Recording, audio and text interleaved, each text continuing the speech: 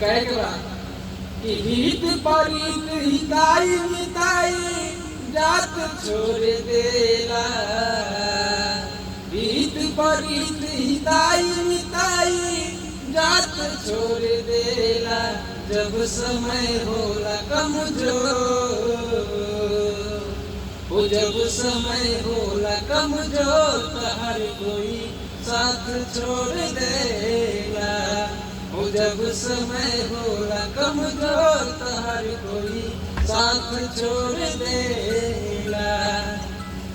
बनला के 10 गो साथी बिगड़ला के कोई ना। आपन बनैबा कैसे कोई तुहार होई ना। हो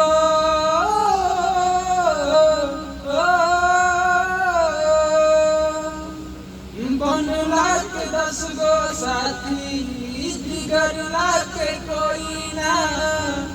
आपन बनैबा कैसे कोई तुहार होई ना।